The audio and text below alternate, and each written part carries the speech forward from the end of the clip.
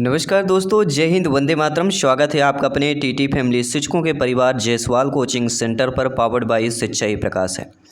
आज हम CTET previous paper करने वाले हैं, सॉल्व पेपर करने वाले हैं। सभी लोगों को ध्यानपूर्वक यहाँ पे A to Z आपको नोट करते जाना है और आप भी चेक कीजिए कि प्रीवियस ईयर में जो पेपर हुए हैं आपका लेवल कितना है। तो सभी लोगों को ध्यानपूर्वक कमेंट करना है, फीडबैक करना है। और इसके साथ साथ ही सभी सी-टेट दिसंबर की क्लासेस चल रही हैं, जिसका आई बटन प्लेलिस्ट भी आपको बना दिया गया है। तो प्लेलिस्ट विजिट कीजिए, अपने तैयारी को चेक कीजिए, अपने तैयारी को पक्की कीजिए। तो चलिए, पहले हम चाइल्ड डेवलपमेंट एंड पेडागोजी की बात करेंगे। सेशन हमारा पहला सेक्शन रहेगा, जिसमें हम 30 क्वेश्चन CDP यानी बाल विकास शिक्षा शास्त्र के करने वाले हैं। तो CDP पे 30 महत्वपूर्ण क्वेश्चनों पर ध्यान देना, जिसमें से पहला प्रश्न आप लोगों के स्क्रीन पर है। प्रश्न है, एक से शिक्षक कक्षा में लड़कों से शिक्षक यह कहता है कि लड़के बनो, लड़कियों जैसा व्यवहार मत करो, यह टिप्पणी किस प्रकार होगी। जहाँ पर भी लड़का लड़की की तुलना की जाए तो सभी लोग जानते हैं, जहाँ भी तुलनात्मक बात की जाती है तो वहाँ लड़के लड़की भेदभाव की रूढ़बद्ध धारणाएं पकड़ कर रहे। एक शिक्षक के रूप में आपको ऐसा करना ही नहीं, आपकी सहभागिता ऐसी नहीं होनी चाहिए। तो ये तो सिंपल सा प्रश्न था, सभी लोगों ने इसका सॉल्व कर लेंगे, सभी लोग अच्छे तरीके से। इसके बाद जो सेकंड क्वेश्चन पूछा गया था कि कोहल वर्ग ने प्रस्तुत किए हैं। तो कोहल वर्ग ने क्या प्रस्तुत किए हैं आप सभी लोग जानते हैं। क्या वह संज्ञानात्मक विकास, शारीरिक, संवेगात्मक, नैतिक विकास के चरण हैं।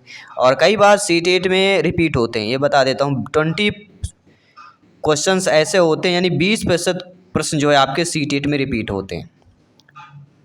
तो कोहल वर्ग ने क्या प्रस्तुत किया आप सभी लोग जानते हैं, कई बार मैं क्लास में आप लोगों को बता चुका हूँ। कोहल वर्ग की बात की जाती है, मतलब नैतिक। संवेगात्मक पूछा जाएगा तो किसको करेंगे, यह संज्ञानात्मक विकास के चरण हैं, तो जीन पियाजे जी, ये सभी लोग जानते समझते, ठीक है। इसके बाद अगला जो प्रश्न पूछा गया था आपके पेपर में कि वाइगोस्की के अनुसार बच्चे सीखते हैं, किस प्रकार से बच्चे सीखते हैं। जब पुनर्बलन प्रदान किया जाता है, परिपक्व होने पर, अनुकरण पर, वयस्कों और समवयस्कों के साथ परस्पर क्रिया करके सीखते हैं। तो आप सभी लोग जानते हैं कि वाइगोस्की के अनुसार बच्चे कैसे सीखते हैं। तो वाइगोस्की के अनुसार जो बच्चे वयस्कों और समवयस्कों के साथ परस्पर क्रिया करके सीखते हैं। वयस्क और समवयस्क, वयस्क मतलब होता है उनसे जो अत्यधिक एज होते हैं, माता पिता और चाचा चाची, ये सब हो गए। समवयस्क मतलब साथी समूह वाले जो हो गए, समान एज वाले उसके हो गए। इन दोनों के साथ रहकर परस्पर क्रिया करके जो है बच्चे सीखते हैं। किसका कहना है, वाइगोस्की का कहना है, ठीक है। इसके बाद आपको ध्यानपूर्वक समझना है कि व्यक्तियों में एक दूसरे में भिन्नता क्यों होती है। वातावरण के प्रभाव के कारण, जन्मजात विशेषताओं के कारण, वंशानुक्रम, वातावरण के बीच अन्योन्य क्रिया के कारण, या प्रत्येक व्यक्ति को उसके माता पिता से जीनों में भिन्न भिन्न समुच्चय प्राप्त होने के कारण होता है। तो व्यक्तियों में एक दूसरे में भिन्नता क्यों होती है, सभी लोग बताइए। कई बार पूछा गया, रिपीट होता है।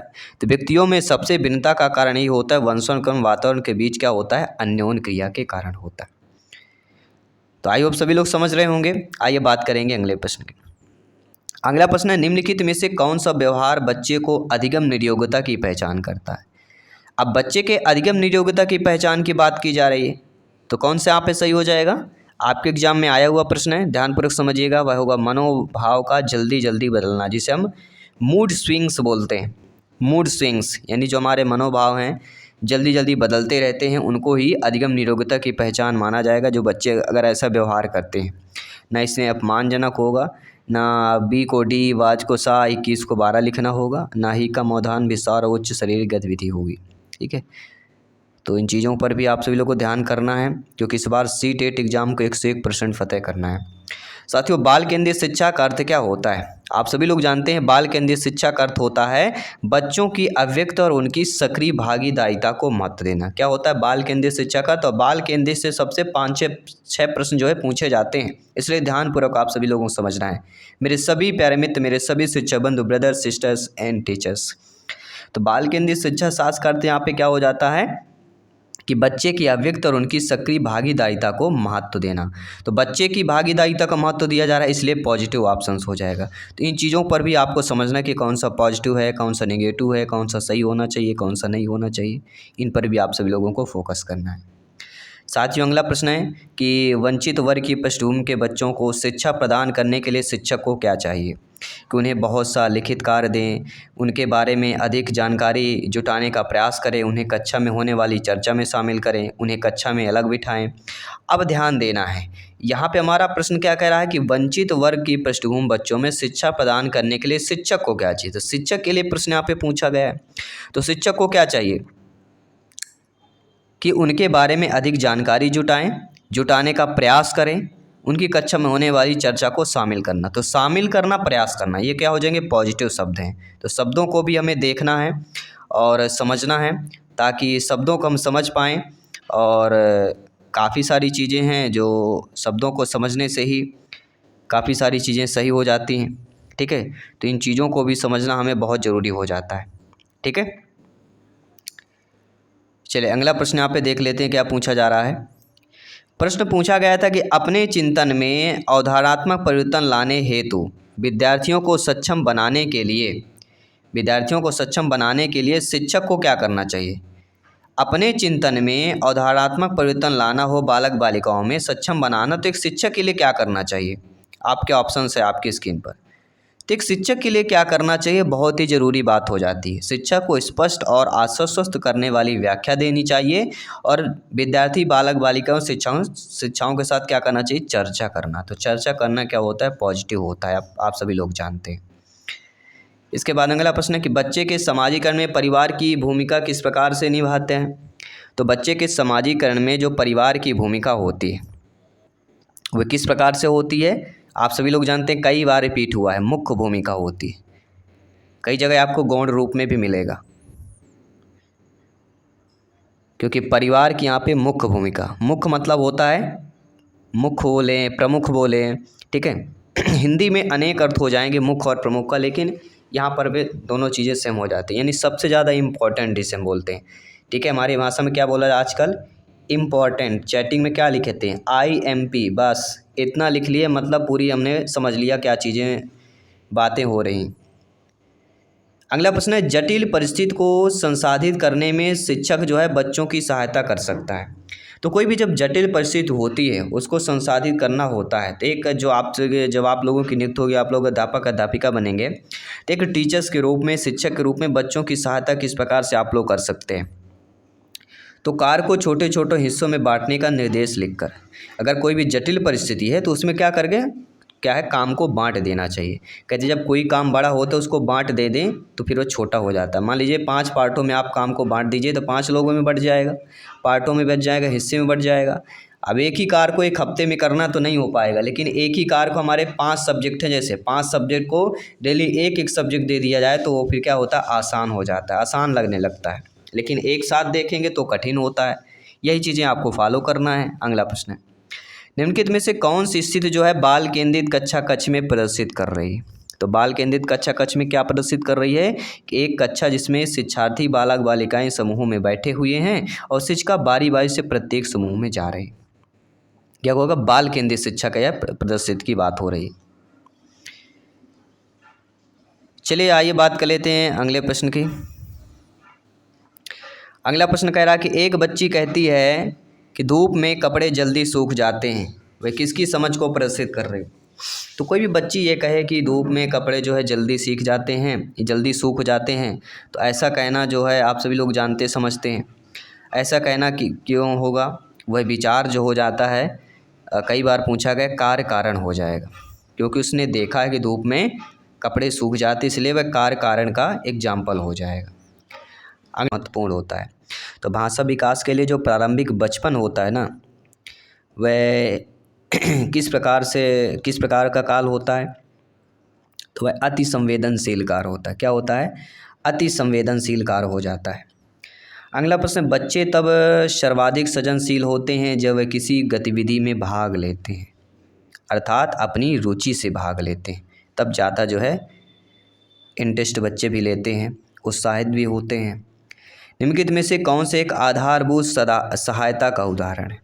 तो आधारभूत सहायता का उदाहरण मतलब अनुमोदन, संकेत देना, नाजुक परिस्थितियों में प्रश्न पूछना, ये आधारभूत सहायता का बेस्ट एग्जाम्पल होगा। यह आपके पेपर में आया हुआ प्रश्न। अगला प्रश्न है, जब शिक्षार्थियों को समूह में किसी समस्या पर चर्चा का अवसर दिया जाता है तब उनके सीखने में किस प्रकार से होता है। तो जब बालक बालिकाओं को समूह में किसी समस्या का अगर चर्चा का अवसर दिया जाए, किस प्रकार से समूह में ग्रुप में दिया जाता है, तो उसके लिए सबसे क्या है बेहतर होता है। अगर ग्रुप में कोई चीज़ बच्चों को दी जा रही है तो क्या हो जाएगी, वह बेहतर हो जाती है।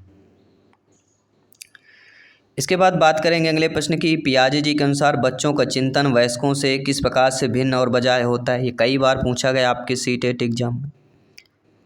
तो राइट ऑप्शन क्या होगा, प्रकार और मात्रा। अर्थात पियाजे जी के अनुसार बच्चों का चिंतन वयस्कों से प्रकार में भिन्न होता है बजाय मात्रा के। मात्रा में भिन्न नहीं होता है, किस प्रकार से, प्रकार में भिन्न होता है।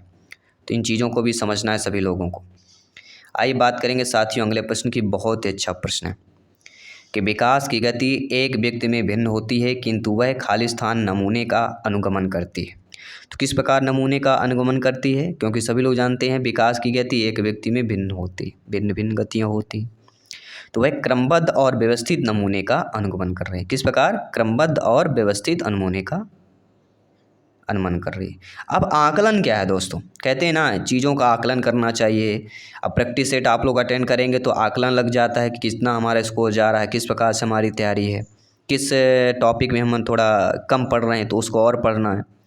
तो आकलन जो होता है साथियों, आकलन वह चीज़ या वह उसे बोला जाता है जो सीखने में सुधार का एक तरीका होता है। इसलिए कहते हैं हमारे सारे प्रैक्टिस सेट आप लोग अटेंड करें, क्योंकि इससे आपके सुधार आएगा। क्या चीज़ें आपकी गलती हो रही हैं उन पर सुधार आपको करना है।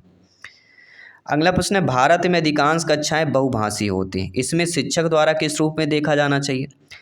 अब देखिए, क्योंकि मातृभाषा जो होती है बच्चों की भिन्न भिन्न होती है, इसलिए बहुभाषी बच्चे होते हैं और अधिकांश हमारे भारत में देखा जाए तो शिक्षक द्वारा किस रूप में देखा जाना चाहिए। देखिए, शिक्षक द्वारा जिस रूप में देखा जाना चाहिए, ना तो परेशानी ना ही समस्या रूप, इन दोनों रूपों में नहीं देखना चाहिए। शिक्षक को इस प्रकार से क्या है, ना तो बाधा के रूप में देखना चाहिए, संसाधन के रूप में देखना चाहिए। किस प्रकार से, संसाधन के रूप में जो है देखना चाहिए। अगला, निम्नलिखित में से कौन से एक सही मिलान वाला जोड़ा बताना है। अब जीन पियाजे जी की चारों अवस्थाएं दी गई हैं और चारों अवस्थाओं में आप लोग ये जानते समझते हैं कि मूल संक्रियात्मक अवस्था में बच्चा संसाधन वर्गीकरण करने योग्य हो जाता है, लेकिन औपचारिक संक्रियात्मक बच्चा अनुकरण, प्रारंभ और कल्पना खेल। तो औपचारिक में बच्चा बिल्कुल परिपक्व हो जाता है, तो प्रारंभ की तो कोई बात ही नहीं है।